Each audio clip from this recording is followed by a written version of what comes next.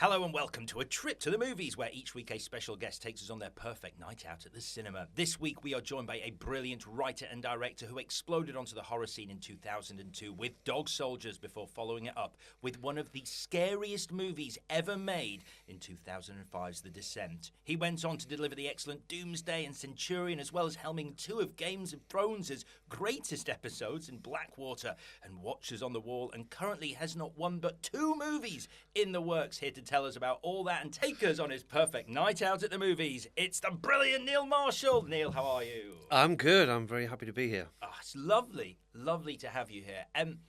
So I want to start with, you probably get this a lot, but I want to start with an explanation of when I first discovered your work, which was at the old Empire, Leicester Square, before they gutted it, and it was a screening in 2005, an early screening of The Descent. And to this day, I have never had such a visceral, almost primal, animal-like reaction to a horror movie. I was almost trying to get out of the cinema while trying to watch the movie. Have you heard that before? I've heard that a few times before, yeah. I mean, we touched a nerve with that film. Yeah. I think we did for Small Spaces what Jaws did for Sharks. And kind of unexpectedly, I when I was making it, I figured maybe like 2 out of 10 people suffer from claustrophobia, but as it turns out, it's more like 9 out of 10. And people were getting deeply affected by that, more than I expected. So yeah, I mean, it was a good result.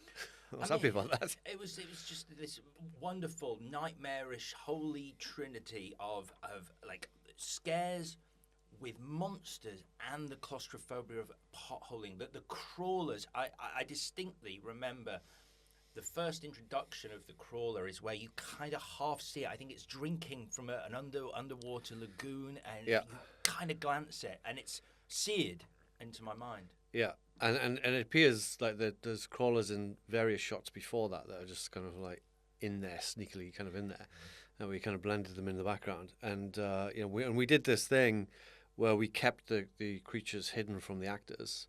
And even the actors playing the creatures were hidden from weren't allowed to communicate with the actors at all.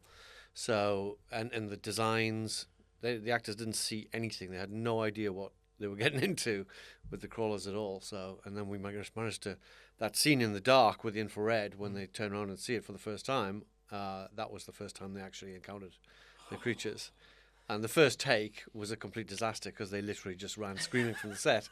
So we couldn't use it. It's like that gut reaction that you're after was very authentic, but they snapped out of character and ran away. And I don't know which take we ended up using. Actually, no, we used the last take because I did a number of takes where the creature was like, the crawler was like reaching toward the actor, like his hand was like reaching out. And it just looked wrong. It looked hokey. It looked something wrong about it. And I said, because it was this actor, Craig Conway, was playing the crawler. I said, Craig, don't do anything. Just stand there with your head tilted like you're listening to them in the darkness, like some kind of weird pervert. You're just kind of lurking, listening to their conversation. Do that. And we did it, and it was like, oh, that's weird. That's weird. I know the scene. It is just that standing has that there. Effect. He's just kind of like standing there, like, Oh. Yeah. I mean, when you look back on that movie and its legacy and the fact that it is never out of the scariest movies ever made list, what do you think about? What's your lasting memory of having created that film? Well, I mean, it's obviously I'm incredibly proud of what we managed to pull off with, because at the time we were kind of the underdog movie. There was another much bigger budget cave movie that like suddenly appeared just as we were getting into production. It was like, is that the one with Cole Hauser? Yeah, it's called The Cave. Yes, and that was like that had way more money than we did. So we were like, oh my God, what are we going to do? But we just stuck to our guns, and I set a series of rules in making the film about how we're going to shoot the caves. That there shouldn't be no extraneous light sources in the caves, only what the characters take with them. So yes, there will be huge portions of the screen that are going to be pitch black, but that's what I want to capture. So we did that kind of stuff, and that absolutely worked in our favor with the claustrophobia. And then thankfully people still talk about us, and they don't talk about the other one so much at the end of the day. But it's kind of a blessing and a curse. It's like I'm so proud of it, and yet everything I do now is compared to it. You know? So you've got to somehow I've got to come up with something better than that somehow, if that's even possible, or at least as good at. but I never really intended to set out to be a horror director. Action is my kind of thing. That's really what I want to do more than anything. But I kind of got into horror. I also love horror, of course. But horror was a way in. I mean, you've certainly ticked that action box. I mean, weirdly, the last time we sat down together, I was trying to think, because we've spoken, obviously, since then. Only last week we were talking a lot about Jaws. But the last time we were actually in a room together was for a movie that I loved, and I remember chewing your ear off about it on my old XFM breakfast show, which was Doomsday. Yeah. That was the last time you and I sat down together. I know that Craig Conway is obviously in that as well.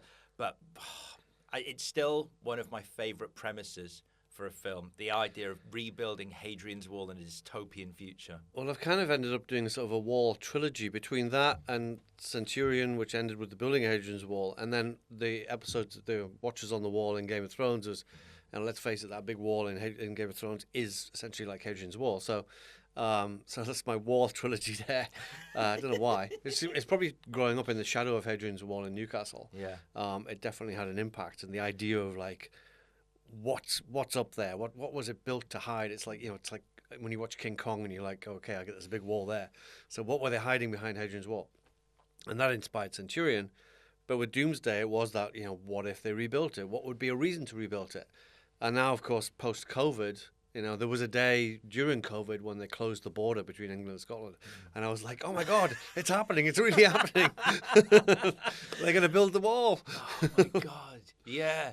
Yeah, I mean, you mentioned the Game of Thrones episodes you directed, two of the best towards the end of season 4, I think it was, and I mean, you sort of moved into prestige TV, like high-end TV. There was Westworld, Black Sails, and obviously these 2 Game of Thrones episodes. What was the decision about doing that?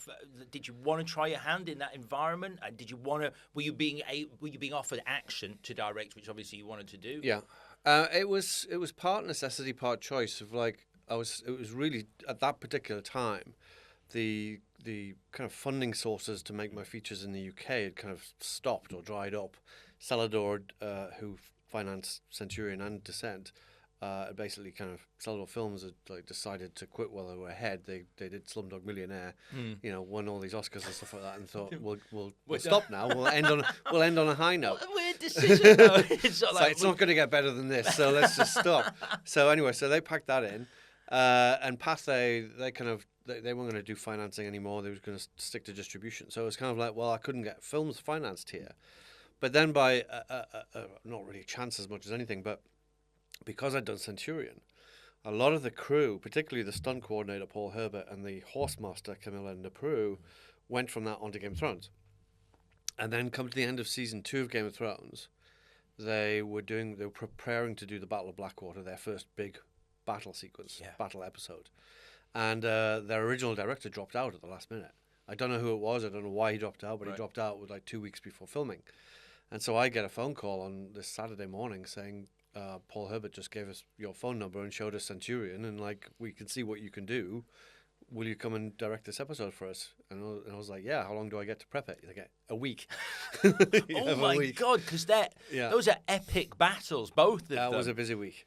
Jeez. So the second one, Watched on the Wall, that was a couple of years later, and I had 4 or 5 weeks to prep that one. Right.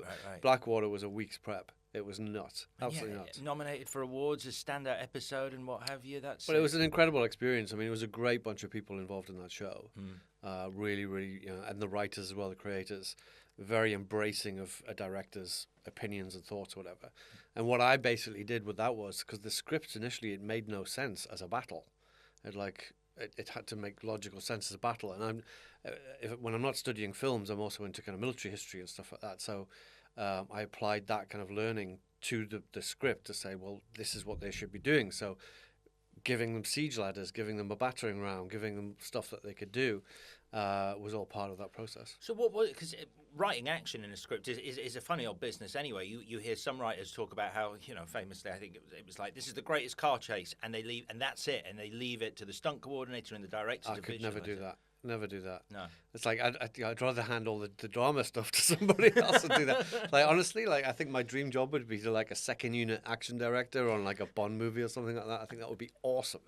Just because I've done that stuff where you're working with the stunt teams and you're doing action. I mean, the car chase on Doomsday was talked about as being like a second unit thing. I said no way. I said so we basically scheduled 2 weeks at the end of the schedule.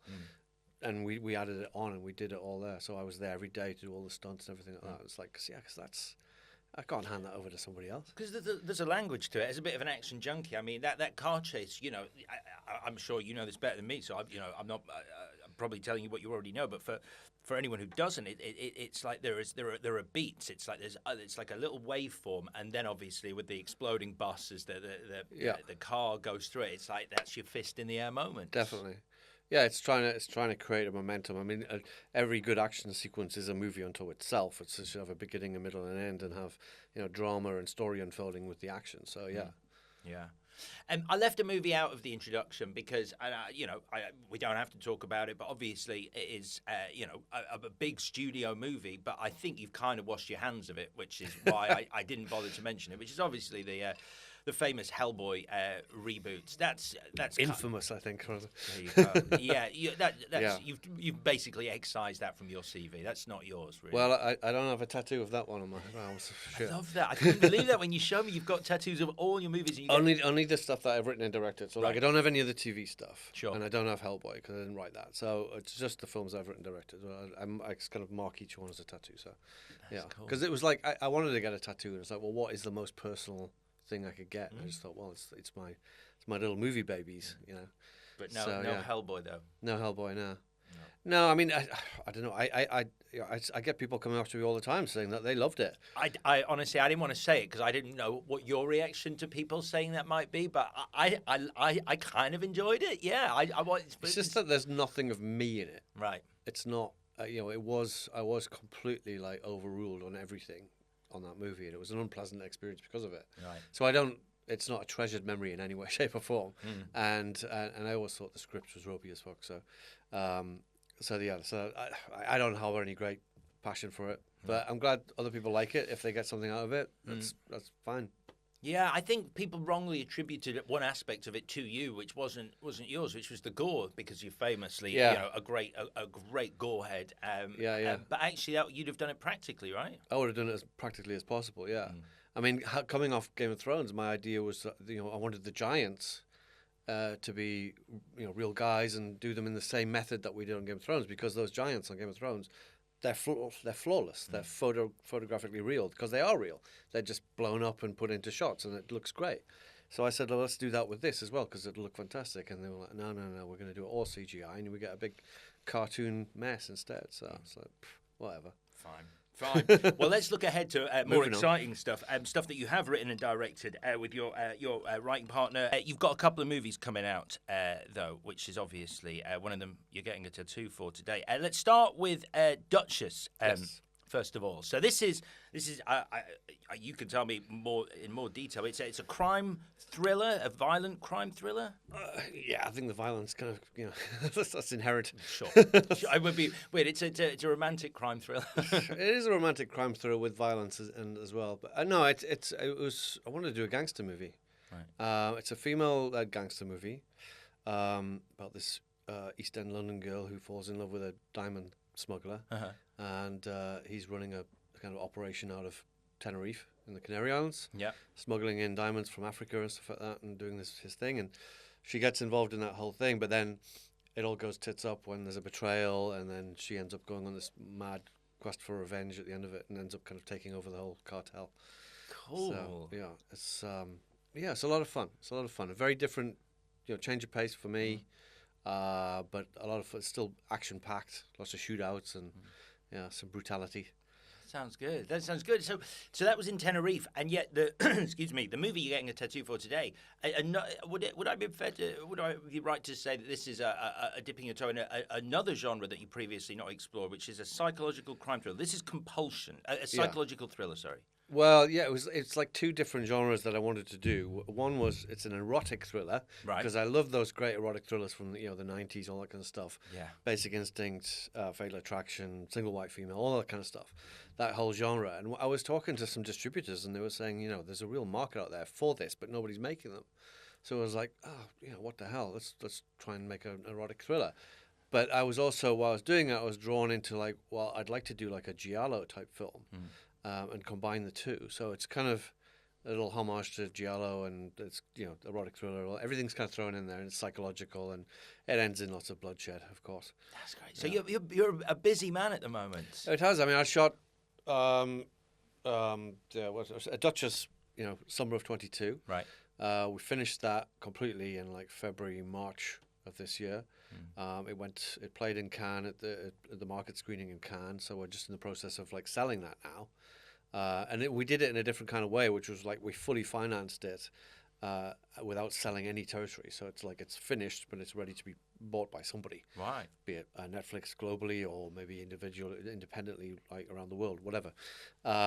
And then does that give you more control then? Over... It gives you more control, but so what happened with The Lair was that was financed mainly out of pre-sales.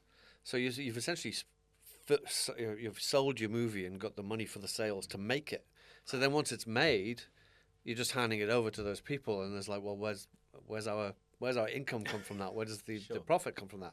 I mean, obviously, like the ideal is that you sell it for more than you make it, but if you end up not, or you break even, it's like, well, there you go. So the thought of having a finished film, especially now with streamers and such, like that beast needs feeding. The streamers need content constantly. And it's not like cinemas and movies, which you can take or leave them, but the streamers need content or they will go down. Yeah. So having a finished, ready film to show them and say, look, it's 100% ready, is a real advantage. And then it's just a case of selling it for the best bidder. That's exciting. I wonder with The Lair, which I love, by the way, it was like a return to sort of the horror comedy, like soldiers against a monster thing, like the Dog Soldiers vibe from, Daft Fun, I think was what I was aiming for, was like just a fun B movie, Yeah. Like, it's great. Like used to get Cannon would make or something like that in the 80s. Like just practical monsters and explosions and, more bloodshed. Yeah. I'm sensing a theme. But there's a definite theme to the work. Anyone who's aware of your work will be like, yep, of course, bloodshed. There should be no surprises, really. That must be weird, though. So you're making The Lair and you sell in advance, so you get money. And obviously, that money goes into the movie. But you're the creator of the movie. You're constantly must be fighting that battle going, if I spent, another 20 grand on this scene... Yeah. It would be so much better, but then that 20 grand is just gone. I'm never going to make that back. Like the artist versus the business. Constantly. But the model for financing movies, it feels like it's changing on a daily basis. Like how independent filmmakers are going to, are surviving or trying to survive in the new world. It's very, very difficult. It's very difficult.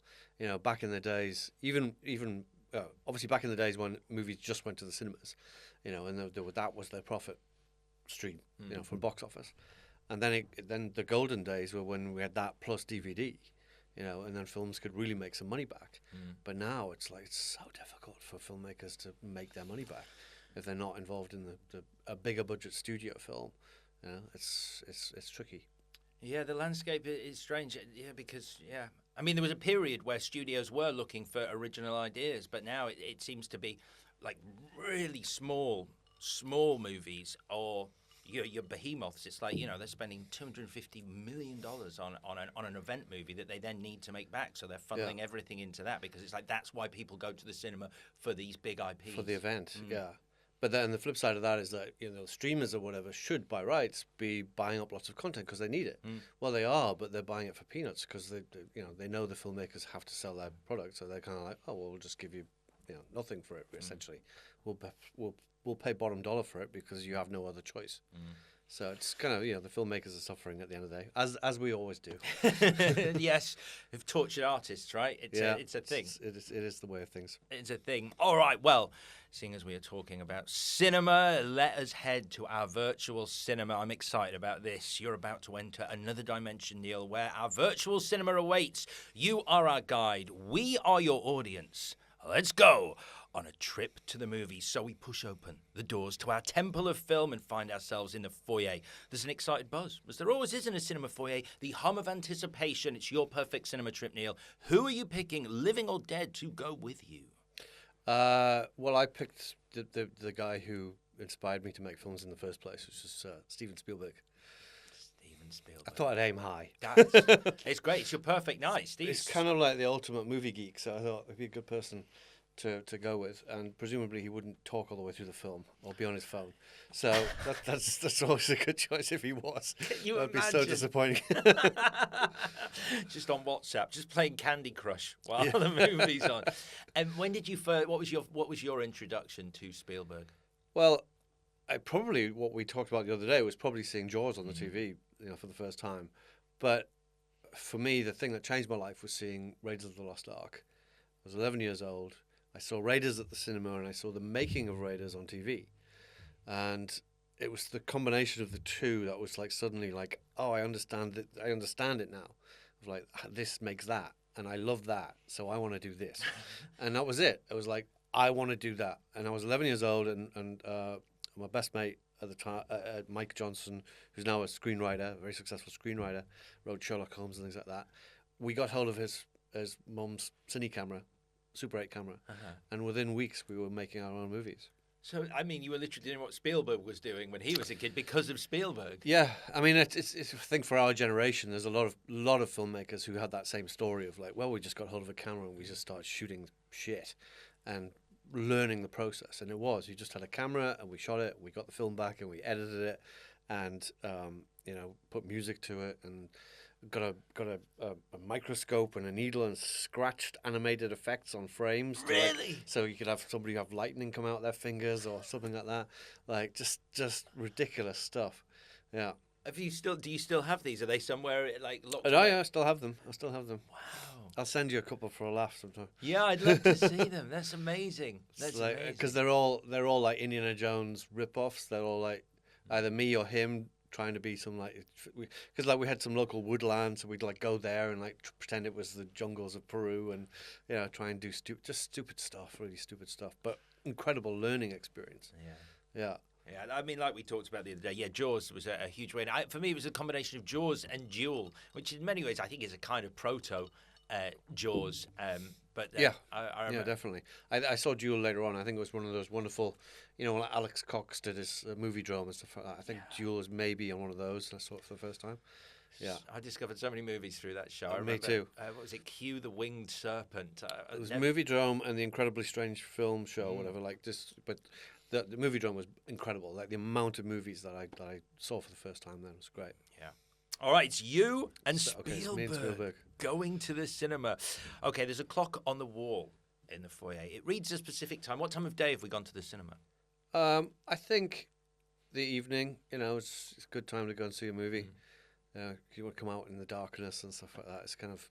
That's a cool environment to go and see a movie. It's a weird thing watching horror specifically in the day. You want to come out of a horror movie when it's dark outside. Sort of coming out into this blazing sunlight is sort of disappointing. You lose the feeling of the movie more than any other genre. But basically, I'll go whenever Spielberg's available. So if it has to be the afternoon, so be it. We'll check Spielberg's schedule. Yeah, I mean, for you sitting in a cinema, like watching one of your own movies with an audience late at night, I mean, what's that experience like for a filmmaker? It must be quite a thrilling moment to sort of, perhaps a quite nerve-wracking moment to watch an audience's reaction to your work, and see what you thought. It is. It's certainly terrifying the first time, but you end up like seeing it more and more times with different audiences over the years, and it's like now if I'm watching it, I'm just watching the audience. I'm just clocking the audience to see when they react, how they react, if they react, to the things I want them to react to, and just in a way kind of vicariously experiencing the film through them for the first time again, which is kind of interesting. I think Carl Gottlieb and Spielberg famously used to go around cinemas and time walking into auditoriums for the Ben Gardner head appearance thing, just because they wanted to see an audience react to that moment. Yeah, absolutely. It is fun. I mean, it's along with comedy, horror is the thing that gets a an audible, visceral response from an audience when it works. If you get people to scream or shout or pass out or throw up, whatever it is, or run screaming from the cinema, I mean, as a horror filmmaker, you're like, that's the trophy, you know, that's what you want. I mean, it's always sort of bandied around. It's like, this movie made people throw up. This movie made people faint. Have you ever actually seen that happen, or is it just... No, I haven't actually. No. I was quite disappointed. Yeah, I don't think it's real. I've had people leave, but I've certainly not seen anybody throw up. Yeah. It must be one of the few genres where someone leaving is like, yes, it's worked. Something like that. But then you're like, oh, just go to the bathroom. Like, what are you going to the bathroom for in the middle of the film? Oh, well, we'll come to that. I am a man with a weak bladder, so I am one of those people. But look, you booked the tickets, Neil. Where are we going to sit when we get into the auditorium? Favourite seat? I mean, I've always been kind of somewhere in the middle. Like, it's got to be like center onto the screen, ideally, and then not too far to the back and not too far to the front. It's kind of like somewhere in that middle zone. It depends on the auditorium as well. If it's going to be one of those ones where people are blocking your view, I mean, that's a bit of a pain in the ass, so you have to go a little bit closer. Because I did at one of those cinemas, I had to have some, like, I must have been a basketball player or something like that. It must have been like 7 foot tall sitting in front of me, like throughout the screening of something or the Titanic or something like that. And you're like watching the film. It's like painful. Oh my God. So thankfully, like gallery cinemas, you know, that's the way to go always. But yeah, somewhere, you know, front and center. It's weird, isn't it? I still have that thing because, you know, I grew up when, you know, you couldn't, once you got to your seats, you know, there was someone right in front of you, someone right behind you. You were kind of trapped in. Yeah. And I always still book aisle seats for myself because I'm like, I just need some space. I don't want to be trapped in the middle. And then you get to the cinema and the aisles are wide. The seats are like so spaced out. Cinemas now are not like, I still have this memory The of what they were. recliners and things. Yeah. Yeah. Very different. All right, we're going to sit in the middle, but dependent on the cinema. Do you have a favourite cinema in the world that you have had the best experience in? I'd have to say that the cinema that I had the best experiences in has since been knocked down. Oh. Which was my old Odeon cinema in Newcastle, where I first saw Star Wars and Raiders and any number of movies. That was the place to go on a Saturday afternoon. This is a fantastical cinema trip. We can rebuild that cinema for you. Well, funnily enough, so the story there is that we managed to have the world premiere of Dog Soldiers in that cinema. Then 2 months later, it shut down. And then it was shut down for years. And then they finally demolished it, like about 3 years ago. And a friend of mine who happened to be working in an office across the road ran across the road and he grabbed hold of a brick. And he's still got this brick he's got to give to me. So maybe like in some kind of weird kind of Jurassic Park style thing, from this brick, can we rebuild the whole cinema? Oh my God! From the DNA of the cinema. I wonder. Maybe all the, you know, if like haunted houses, as they say, it's in the stones. Right. It's like all the memories of that cinema are somehow in this brick. It could be important. All right, pitch that. That's a movie pitch right there. The brick. The Odeon Pilgrim Street. Can it live again? Oh my God! While you were saying that, I was trying to remember what movie like has a similar theme, and it's the weirdest reference. It was a modern take on Jack the Ripper with David Hasselhoff. I think it was a TV movie where they moved London Bridge to America. And in the present day, someone pricks their finger and the blood lands on a brick and it recreates Jack the Ripper and he goes on a killing spree in modern day America. That's fantastic. I love it. So I think, unfortunately, haunted bricks may have been done. I was going to say, yeah, because if you put a haunted brick into a new house, does it make the whole house haunted? That hasn't been done. That's good. Okay. Yeah. Right, we'll put them something in there. We'll snip that. Let's not broadcast that. That's an idea. Okay, final thing we need before we leave the auditorium. What are we choosing to eat from all the smells? The smells in the foyer, all snacks, all manner of foodstuffs are available. What are we having to eat? I've always been a hot dog fan. You want those hot dogs that are a really good hot dog though. So these hot dogs, you're either all in or all out. People are like, I would never have a cinema hot dog, or people are like, they're the greatest thing in the world, and you're on the greatest thing in the world side. When it's done right. I mean, so you know, there's some really shitty hot dogs out there, but in cinemas, but a really good one is amazing. So what a really good one is still. And you got to go large. Large hot dogs. So Yeah. they're the Frankfurtery ones. They're just like they're proper and proper hot dog with mustard, ketchup. Yeah. The works. We used to be able to get. I mean, we used to be able to get them with onions and stuff like that in the cinema, but I don't think you can anymore. I don't think you can either. The works. We'll just call it the works. And are we having a drink? Yeah, sure. I'll have I don't know, Coke. Yeah, Nothing very adventurous on the You can on the have plate. anything. Can I have a beer? You can have a beer. Dog and a beer. You want a beer? All Yeah, right, to- okay. To quote Field of Dreams, dog and a beer. Well, I think we might be coming to that shortly. Any popcorn, though? No popcorn? I'm not that bothered. I can live without the popcorn. I mean, if I do, if it's there, I'll eat it. But I think I'll stick with the hot dog. You wouldn't purchase popcorn, even though it's a sort of cinema staple. I mean, it's like, is it not part of the nostalgia of being a kid and going to the cinema when there wasn't? It used to be, what was it? Toffee Sunkiss? Toffee? It's like some kind of... Butterkiss. Butterkiss. Yeah, that's what we used to... The smell of Butterkiss reminds me of cinemas. Okay. But the new stuff doesn't, it's all fresh. As fresh as popcorn can ever be. Yeah. It's very fresh. No popcorn then. That's great. We're just having a hot dog and a beer. Right, let's get out of the foyer and make our way towards the auditorium. So, the cinema corridor towards the auditorium, it's looking a bit bare. We're going to put up some posters to decorate it. And the first poster we're going to put up depicts your fondest movie memory. What's your fondest movie memory? Have you had an experience in the cinema that you cherish to this day? I can't necessarily... Well, okay, so yes, there's one that comes to mind is seeing American Werewolf in London during Fright Fest. It was at the Empire Leicester Square, the old Empire Leicester Square, before they rejigged it. Wasn't that room amazing? Oh, it was incredible. just the biggest room. 2,000 seats or something like that. Insane. And it was amazing screening, and it was an anniversary screening, American Werewolf in London, and John Landis was sat behind me. And he brought along a 35mm print of Thriller and the making of Thriller to show before the movie as well. But what made it so memorable was that Landis basically gave us a running live commentary of Thriller and the making of Thriller and American Werewolf as it was happening, like telling us everything. Oh, that was shot there, and this is how we did this. And it was incredible, absolutely incredible. And then to walk out of the cinema and you realise you're just next door to Piccadilly Circus, it was like, oh my God, we're in the location.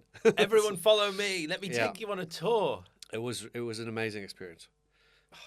That sounds incredible. I mean, what a thing, I mean, to hear from the man himself. Because, I mean, as a movie, like that movie, as well as being a brilliant, terrifying and funny movie, it's just a snapshot of a London that doesn't exist anymore. Totally. And we were talking about that quite a lot at the time, was that not many other films captured that time and period so well of London and the punks and the porn cinemas and stuff like that. Right. Yeah. Yeah, it's that thing where you sort of walk around.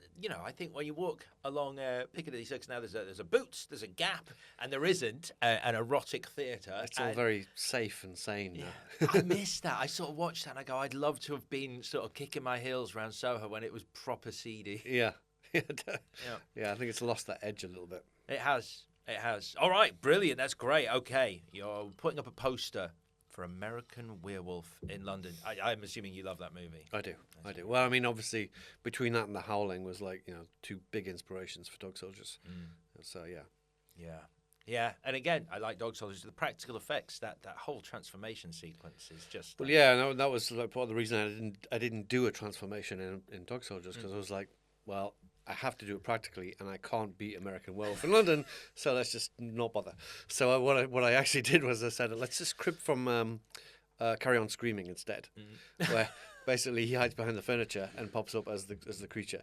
And I think it's Jim Dale. He keeps on popping behind the furniture and then coming up, and he's got like more hair stuck to him and things like that. I was like, let's do that instead. Yeah, it's all. I mean, so many transformations in werewolf movies are done like CGI now. The only one.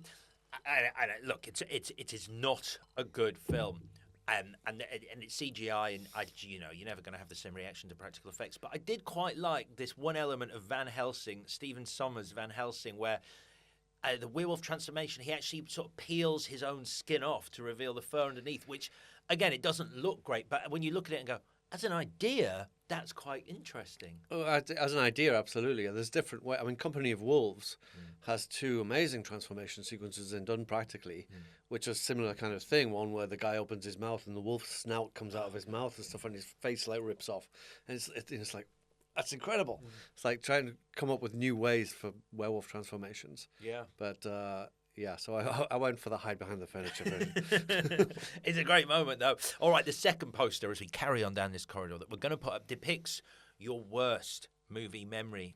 ever had a bad experience in a cinema? Walked out of a movie because it was so bad? Been irate with the people in the screening? Anything? I'm sure I have, but I mean, I don't walk out of films.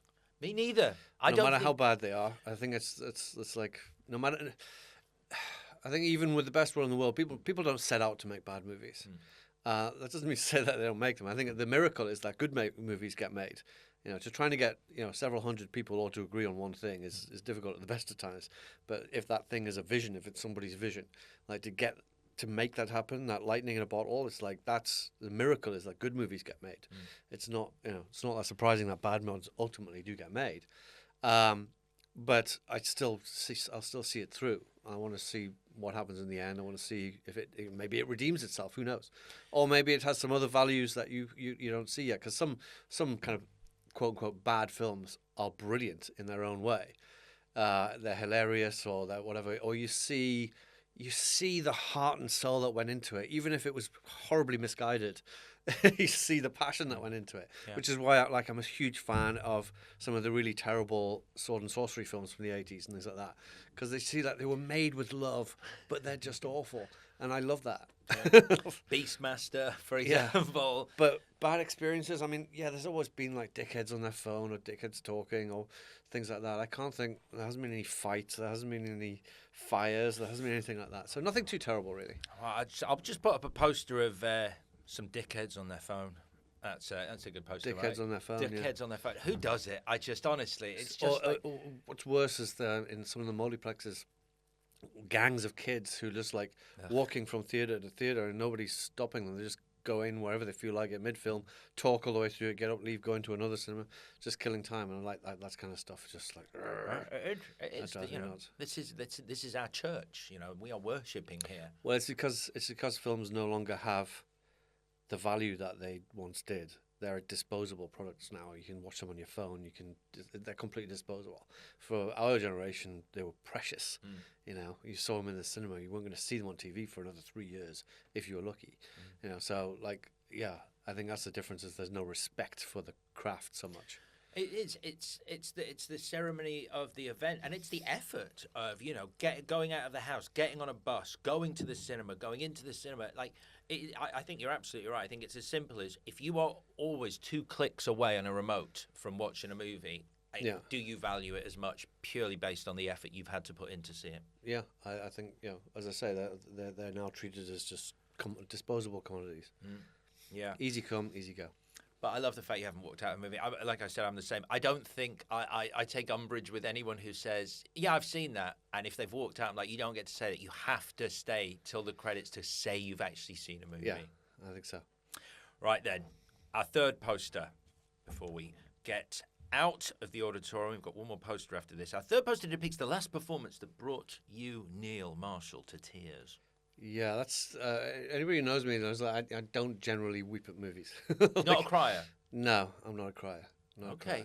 No, because I might sometimes I might well up a little bit, but I mean in terms of the films I'm seeing, recently I kind of start to well up a bit at a few things that I've seen at home, but not anything I've seen in the cinema recently because they're not making those kind of movies for the cinema so much. No. So I'd have to go way, way, way back to probably something like Field of Dreams, which gets me every time. Are we talking about the bit at the end where he meets his father? Yeah. Ugh. Yeah. Oh my God, it's my father. I was like, oh. And the funny thing about that one is I've tried showing it to various kind of girlfriends and stuff like that along the way, and they're all like, I don't get it. What's the big deal? It was all right. And you're like, what are you talking about?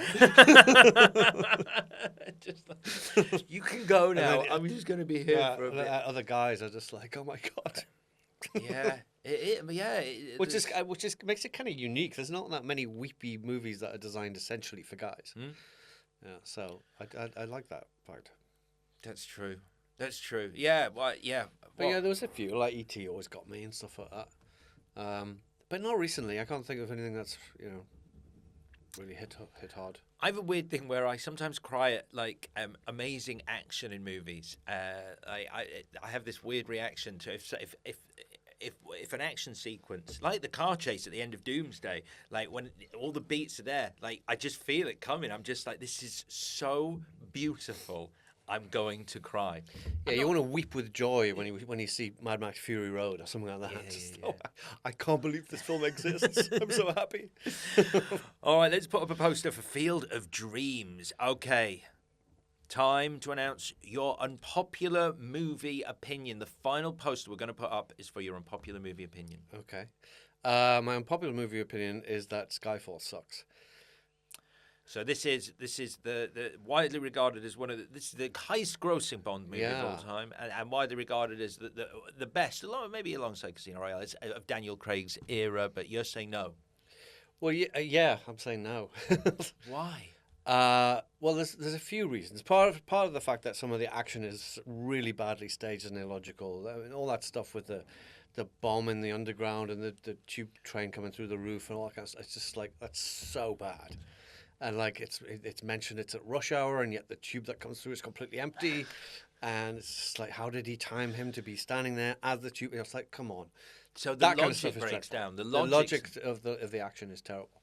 There's certain sequences in it that are great. I love the Shanghai sequence, whatever, that fight and stuff like that. It's beautiful. Some of the photography is beautiful. I like the concept of the siege at the end, because it was a little bit like Dog Soldiers. It was like a siege in a place in Scotland with all that. I liked all that kind of stuff. But my biggest gripe with it is I think it's one of the most sexist of all the Bond movies, in the worst possible way. That Moneypenny is so bad at being a field agent, she's demoted to being a secretary. Of course, yes. She gets him, and she is bad at being a field agent. She shoots Bond and then just watches the bad guy gets away. Instead of opening fire and killing the bad guy as well, she just watches him. So it's like, no wonder she's demoted. But they're like, oh, she's no good for that. Put her behind a desk where she should be. I was just like, in this day and age, really? That's the message we're saying? And then Bond goes and seduces the girl who was the former child sex slave. It was like, what the fuck? Yeah, like, and what are you doing? She arrives on Javier Bardem's island and gets killed immediately. Promptly killed. Yeah. Yeah, I always found that quite troubling. Yeah, there's a weird thing about horrible deaths of Bond girls. I think it's Moonraker, and this comes from me being a kid and having been attacked by a dog. But the bit where it's Draco or something, I can't remember the villain's name. He releases those two huge dogs through the woods, and they chase her down. It's a brilliant sequence. It's awful. I mean, it's awful, but it's brilliantly done. I mean, it's horrible, but But that's a great sequence in a Bond movie, especially in that Bond movie. It's kind of weirdly artistic in its depiction of somebody being killed by dogs. It's like a horror sequence, isn't it? It's totally. Like, it was like, it was around the time of like The Omen and stuff like that, and it really felt like something from one of those films. No, but Skyfall was like the crimes go on. It's like the Javier Bardem's character. He was meant to be an undercover agent in China. Like, he's this European guy with bright white hair. And he's like, huge as how well. does he blend in? It's like, what? Oh, anyway, it just had a lot of silly stuff in like that, which was very frustrating for a Bond movie, especially one that's like the most successful. But hey. Favorite Bond movie? Let's button this walk down the corridor with a nice thing. I'm going to put up a poster for Skyfall as your unpopular movie opinion that it's rubbish. Slightly ripped at the corners. Yeah, graffitied on. Yeah. But what is your favorite Bond movie? Do you have one? Oh, definitely. I'm a huge Bond fan. I love Bond. That's why I was so pissed off about that one. But I'd say like of the Goldfinger, Spy Who Loved Me, because that was the first Bond film I saw in the cinema. I love On Her Majesty's Secret Service and Casino Royale. Yes, not the David Niven one. The Daniel Craig one. I mean, I think he started out. It was a blazing debut, and then it kind of all went a bit shaky after that. But Casino Royale, phenomenal movie. Yeah, it is, isn't it? Isn't it? One of those is my favourite, which is The Spy Who Loved Me. And when people go, "Who's your favourite Bond?" I'm like, it's more because that's who ITV were playing on every bank holiday when I was growing up. There was very few Sean Connerys on. It was always a Roger Moore one. So much depends on who you saw first and where you saw it. And I saw Spy Who Loved Me. I was 7 years old when it came out.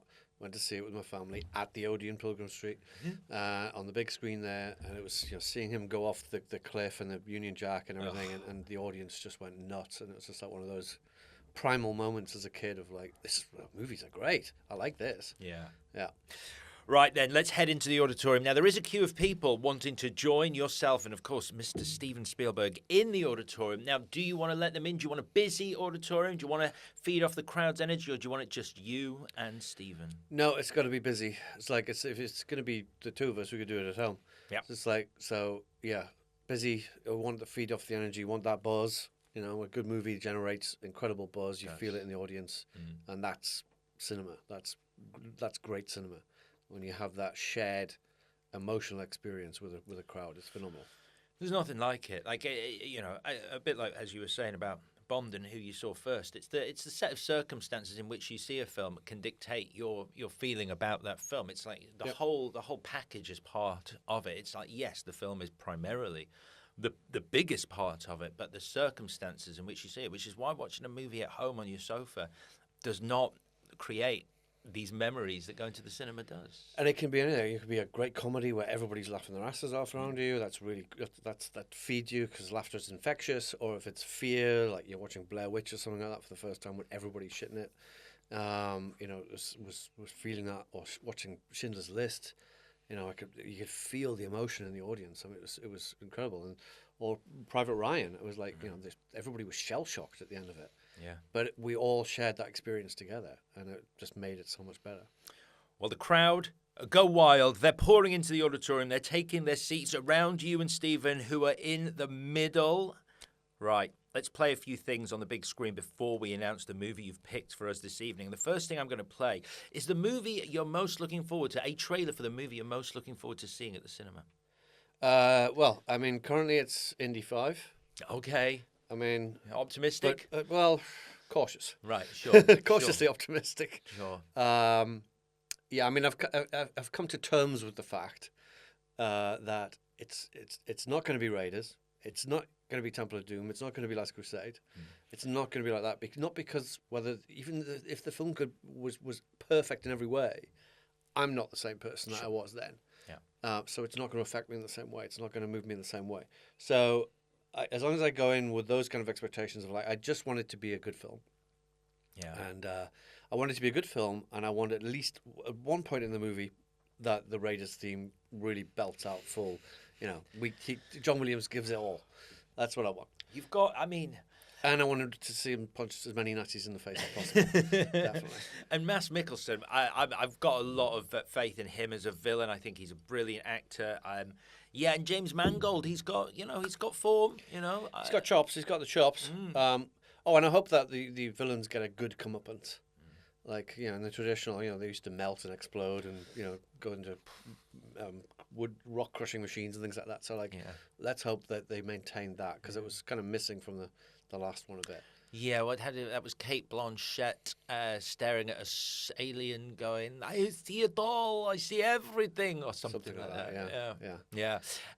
Okay, cool. I agree with you about the theme.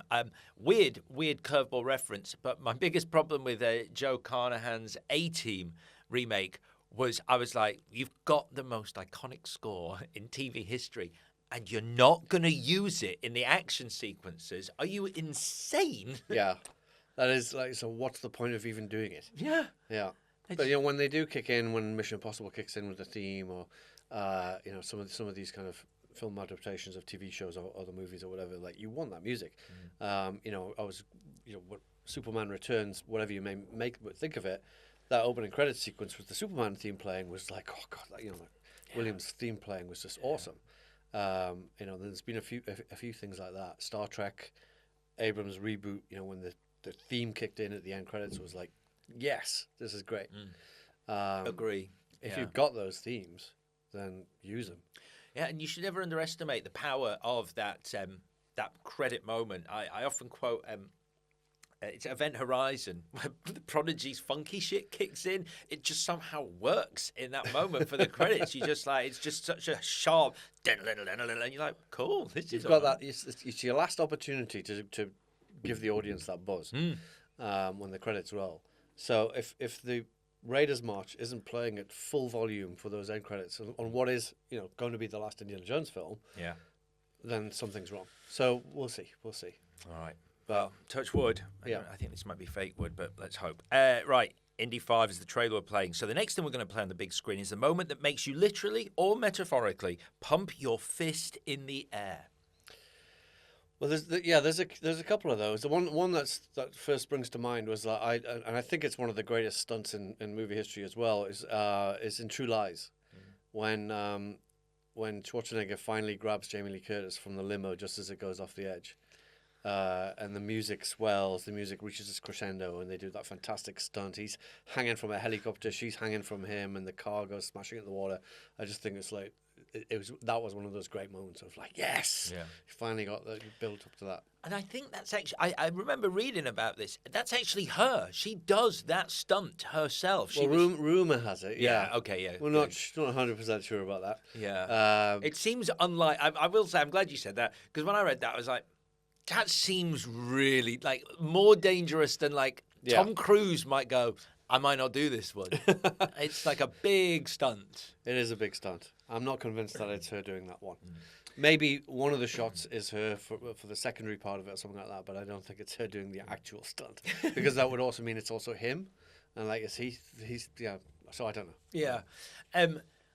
One of the other ones you told me about, which I'm going to mention because it is, you were saying earlier, they don't really make movies that, excuse me, make you cry in the cinema anymore. And as I said, I cry at sort of like the big emotional moments that aren't meant to make you cry. I just get carried away in the moment. Thor in Infinity War. When he shows up on the battlefield, right in the middle of it, was an awesome moment. That was a bit of a fist pump moment. Yeah, they did that just right. You know, those Russell brothers have got chops, and that was a moment of like, oh shit, they're getting beaten, and then he lands. Yeah, because as an action director yourself, a lot of action, like really, you kind of sell it on the reaction shots of other characters. It's like as the audience, you're like, that's a cool moment. But if a character on screen references how cool that moment is, it almost doubles your reaction. Like the bit where I think it's Mark Ruffalo goes, "Oh, you guys are in trouble now." You're like, "Oh, wow." Yeah, no, it's a good entrance. Definitely. It is a good entrance. All right, fine. Lovely. I like it. Let's go, just because there's a big question mark of whether it was her or not. Let's play the moment Jamie Lee Curtis is rescued in True Lies. Now, we are going to play what you consider cinema's most shocking moment. Well, I thought I'd encompass all of cinema with this. I said, for me, the most shocking moment is when Raiders did not win Best Picture and Chariots of Fire did. in retrospect, at the Oscars. Not to say that Chariots of Fire isn't a good film, but come on, it's Raiders versus Chariots of Fire. You know, but there's been a few of those. I mean, okay, Annie Hall's a good film, but it was up against Star Wars. And it's like, well, Best Picture, but it was back in the day when like commercial hits were rewarded with money and other hits were rewarded with awards, and they weren't giving out awards to commercial hits or whatever back then. But the nomination was enough in their eyes. But to me, that's sacrilege. It's a travesty. It's a travesty. Well, it's a mockery of a sham, is what it is. Good. Yeah, I like that. It's and I should be like keeping the British end up, as it were, with Chariots of Fire. Yeah. But still, which film have I watched like hundreds of times, and which one haven't? Yeah. I think that is also keeping the British end up. Is that the button at the end of The Spy Who Loved Me as well? It is, yeah. It is. Yeah. But it's also like, well, which film inspired me to be a filmmaker? Chariots of Fire didn't even inspire me to go out running. Yeah, I mean, it still happens today, though, doesn't it? You know, it's a weird thing. The Oscars go, why are people not watching anymore? It's like, well, because you're not rewarding films that most people have seen. You're not rewarding bad films. These are good films, but a handful of the audience are going to know that movie. They're going to sort of, gone are the days where Titanic or Return of the King, that everyone's seen, are also picking up the big prizes. It's good movies, but no one's seen them, so no one really is invested in watching. But I think also, at the moment, I think maybe they've started to realise that these big movies are the future of cinema, that they are the things that's getting people into the cinemas, and they have to respect that. You know, I think Top Gun Maverick should have won Best Picture because it was by far the best experience I had in the cinema that year. You know, it was like, I thought it was awesome. Incredible movie, isn't it? Yeah. Again. Well, obviously, you know, speaking to you about it, practical, doing it in camera. Well, that's the cruiser for you, isn't it? Right. Yeah. All right then. So we're going to play the moment from the Oscars. We're reliving that moment. We've contacted the Academy. They're like, "Why do you want to use this footage?" It's like, "Oh, we were big fans of Chariots of Fire, and we're going to play that on the screen." Right. The next thing we're going to play is the line of dialogue from a movie that most affected you. Well, yeah. I mean, I've mentioned it already. It's got to be "Oh my God, it's my father" from Field of Dreams. Yeah. That just floored me the first time I saw it, and it still floors me today. It's like that. It hits you hard. If you build it, he will come. He will come. Oh, it's great. Yeah. Right then, we've got one final question before you announce the movie you're screening for us tonight, which I'm excited to hear, Neil. But before that, Neil Marshall, what is the best use of music in a movie? I'd say it's a tie between Psycho and Jaws. Straight up tie. You want to play both. You can't pick one. No, it's fine. You can have. But I'm feeling in a good mood today. I like what you've done so far, so I will play both. If you need both. I think there's an inherent connection between the two of them. I think clearly Williams was inspired by Psycho for Jaws, but he did something different with it. But in terms of the use of that music in both of those films, it's so indelible now. It's that we can't shake it from our minds. We think of sharks, we think of that. We think of showers, we think of Psycho music. It's like, so it's to achieve that with something that's, in both cases, something very simple. It's like either one note repeating itself or it's like two notes. But it's so simple and yet effective. How closely do you work with your composers when you're making a movie? Do you present them with a final cut? Do you tell them about it beforehand? What you're going for? I try and get them involved as early as possible. They say, I certainly they read the script, and I give them a sense of what it is I'm trying to achieve, and then we talk about it, relentlessly until as the cut's being done, and then they get involved creatively, from then on, actually start composing. Depending on what kind of vibe we're after. So, yeah.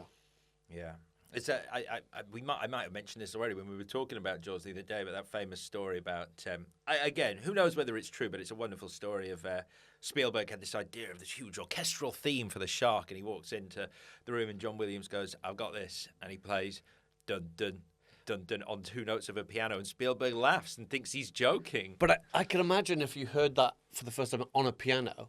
It would sound a little bit what, but when you hear it and it's the cellos doing it, that's like it takes it to another level. So yeah. God, that's movie magic. Right then, we've just heard through the Dolby Atmos speakers, Jaws, Psycho, those iconic moments of music, and here we are. It's time to announce to this excited, ecstatic audience and Steven Spielberg himself. What movie, out of all other movies in existence, Neil Marshall, you have decided to screen for us tonight? Well, I put down my first answer to the question was based. I'd kind of forgotten the whole Steven Spielberg sitting next to me there, and I was just like, I would want to screen a movie for people who hadn't seen it before, and so that thought was like I was like trying to think of something obscure that maybe a lot of people, like a film that I hadn't introduced people to, and there's a lot of good stuff out there. I was thinking like Slapshot, which is a fantastic sports movie. Not a lot of people have seen that before. There's a great film from the 80s called High Risk, with James Brolin, and it's like it's a bunch of guys from the States. They go down and try and rob a drug dealer in South America, and it's an adventure movie. It's got Anthony Quinn, James Brolin, James Coburn. It's made in the 80s. It's really cool, but it's impossible to get hold of. You can find it on YouTube in a really bad VHS version. But I'm like, I want a campaign to get that film released on some form of DVD or Blu-ray would be great. It's a fantastic movie. I love it. So I was like thinking of those, and then I thought, well, one of my favorites from that period is Freebie and the Bean. Richard Rush's Freebie and the Bean, which is a film which would absolutely never get made now. It's so despicable in so many ways. So this is what I wanted to talk to you about. I said before we started, there's one of the things that you mentioned to me that I really want to go into, because I had never heard of this movie, and so I looked at the trailer, and the trailer is hilarious. It looks like Alan Arkin and James Caan. It looks like they're basically improvising most scenes, and this is just in the trailer. They're both on top form. The director was on top form. It has at least 2, if not 3, of the best car chases of all time in the film. It's phenomenal. And it's full of that, some incredibly quotable lines of dialogue all the way through it. What makes it so despicable is that Alan Arkin's character is meant to be playing a Mexican. I see. And he's constantly referred to as like it's incredibly racist all the way throughout. Got you. All the way through the film about him as a Mexican. No, but of course it's Alan Arkin, so it's like all that kind of stuff. If you can put that to one side and just see Alan Arkin playing Alan Arkin, fine. It is a hilarious, violent, ridiculously entertaining movie. Okay. It's bizarre and it's twisted. It's very 70s. The racism probably explains, because I was like I said, you introduced me to it by name alone. I watched the trailer. I was like, this looks great. How have I never heard of this? Went on Rotten Tomatoes, 20%. I'm like, okay, I'm feeling like I'm being told 2 opposite things by the trailer and by the reviews. Well, I saw it on TV as a kid. I saw it one time on TV, and it just stuck in my mind. And it's available on DVDs or Warner Archive thing and things like that. So you can finally get decent versions of it. I mean, I highly recommend that you watch it. If not, I'm going to. It's a phenomenal film. You just got to overlook, the attitudes of the time and the casting choices of the time. But it's like, if they just forget that he's meant to be Mexican and just have it as Alan Arkin playing Alan Arkin, sure, yeah, great. But you're not screening Freebie and the Bean then. This is one that you thought about and then you realised. I thought about it, and I was like, hang on, I'm going to show Spielberg this. No, I'm not going to show Spielberg this. If I'm going to sit and watch a movie with Spielberg, it's going to be Lawrence of Arabia. Because I know that it's both of it's favorite film of both of us. It's also nearly 4 hours long, so I'm going to get the maximum Spielberg, Clever. maximum time with Spielberg to do that. And seeing it on the big screen is the only way to see it. 70mm, of course. And this is your favourite film of all time, Lawrence of Arabia? No, Raiders is my favourite film of all time, but I'm not going to watch that with Spielberg, am I? Yeah, that would be weird. Although he might do a Landis and be like, he might be like, He'd be like, shut up, I watched the making of at the time, so I know all this, Stephen. Yeah. I'd be like, Steve, how come you've got the crew in the background of shots, Steve? What's going on? The crew in the background of one of the shots? They're in the background of several of the shots, yeah. Oh my God, I never knew that. Oh, I'll have to point that one out, yeah. Yeah. When you've watched it as many times as I have with like analytical precision and watch it in 4K or watch it on... It was on IMAX, actually. I watched it on IMAX one time. And I was just like, fucking hell, that's the crew sitting in the back having their lunch. And then like right in the back, right behind Harrison Ford's head. All this kind of stuff. So just weird stuff like that. But it's part of what I love about it. It's part of its charm. Anyway, Lawrence of Arabia is definitely going to be in my top 3 of all time. It's just a incredible piece of filmmaking. What do you love about it? I love the fact that it's an intimate portrait of somebody, a really, really detailed, intimate character portrait of somebody on the biggest possible canvas, like an epic canvas. And it's such a rare thing to do, and not many people have pulled it off, but Lean pulled it off with that. And, Peter O'Toole's debut performance in a film, and it's just jaw-dropping. And the visuals are jaw-dropping, and you're like, there's no CG. There's not even a matte painting in there. It's all real. The extras and all that kind of stuff. It's just phenomenal on every level. It's just incredible filmmaking, and David Lean, how he did that. Going out to the desert, building a little city for them all to live in while they filmed it. And they were there for a year making it. And what they came with was, Robert Bolt's incredible script, incredible performances, Omar Sharif's debut, and what an arrival. Like his first appearance in the film is one of the great, character introductions of all time as well. And it's just so rich and so deep, and yet so visual. And that's, as a director, that's what you aspire to. You probably know this, but I found a weird connection between Freebie and the Bean and Lawrence of Arabia. Okay. Which is that Peter O'Toole, the star of Lawrence of Arabia, watched Freebie and the Bean, and it was watching Freebie and the Bean that made him want to work with director Richard Rush on The Stuntman. Stuntman. Yeah. Right, okay. That's my weird bit of trivia. That's a good link. That's a Kevin Bacon link. Yeah. You say good. I think you mean tenuous. But interesting. Thank you. Right then.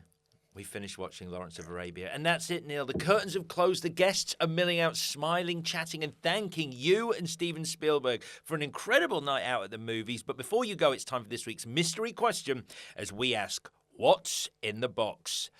This week's mystery question is, As a master of horror, okay, it's an easy one. What do you consider the scariest movie ever made?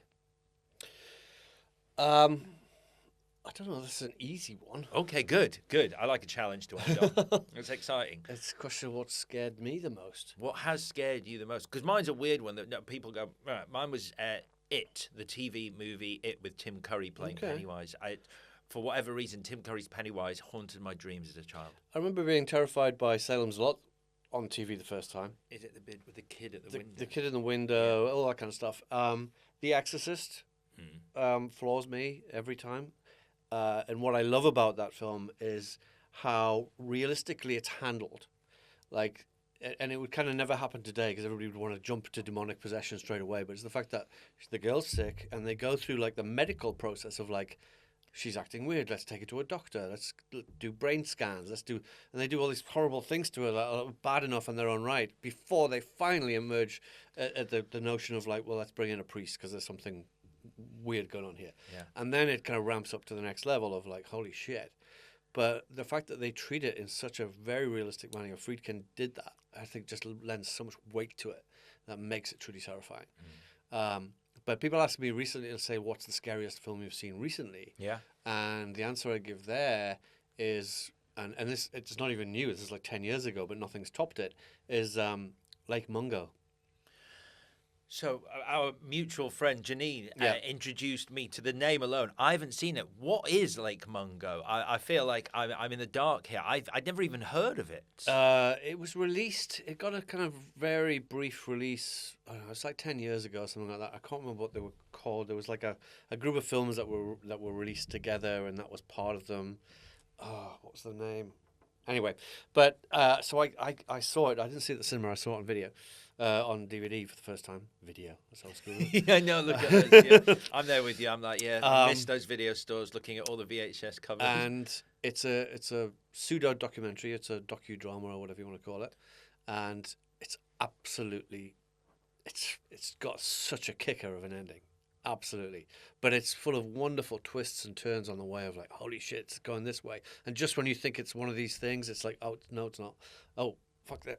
Where's it going now? Oh, it's one of those things. And all the time, you just like, because the performances, the way it's done is so beautifully made. The performances are 100% convincing that you think you're watching a documentary about something. And then the final punchline, if it doesn't absolutely floor you, I'd be amazed. Like oh my God. So I'm so excited. Because I pitch it to everybody and they all go, yeah, fucking hell, I watched it. Holy shit, you didn't give me warning about that. And Janine was one of them. It was like, she was just like, fuck. Yeah, it's a good one. It's a really good one. And I've been extolling its virtues for years and years and years. The director, he didn't do anything else, which is such a tragedy. Like I got in touch with him at the time, and we lost touch. But it was like, you know, I'd love to see him do something else. But like, you know, but even if he only made one film, and it's a work of genius, you know. What a statement to end on. A movie that I'm sure a lot of our listeners will have seen that I haven't seen. I'm personally very excited to go away and watch this. I look forward to hearing what you think about it. I hope you don't think it sucks. No, I can't think I will. Like, you know, but yeah, that sounds great. Lake Mungo. Okay, hey. That's it, Neil. Your taxi has arrived to ferry you back to reality. But before you go, let's recap your perfect night out at the cinema. You are going with the ultimate movie geek, Mr. Steven Spielberg. You are going whenever Steven Spielberg is free, but hopefully in the evening. We're sitting in the middle at the ODEON on Pilgrim Street. Yeah. We've rebuilt it with a haunted brick. A haunted brick. So it's going to be a haunted cinema. Now, you are having a hot dog with the works and a beer to eat. No popcorn, no thanks. We are then putting up a poster as we walk down the corridor. Your fondest movie memory. Having a live narration commentary from John Landis while watching The American Werewolf in London at the Old Empire in Leicester Square. Your worst movie memory. It's just some dickheads on phones. Yeah. Your last performance that brought you to tears. Oh, Field of Dreams playing catch with his dad. The poster that depicts your most unpopular movie opinion. putting up Skyfall because it is disappointing. In fact, I think you used the words terrible movie. Terrible movie. Terrible movie. Yeah. We're playing the trailer for Indy 5 because we're cautiously optimistic. The moment that makes you pump your fist in the air is Jamie Lee Curtis being rescued from the limousine in True Lies.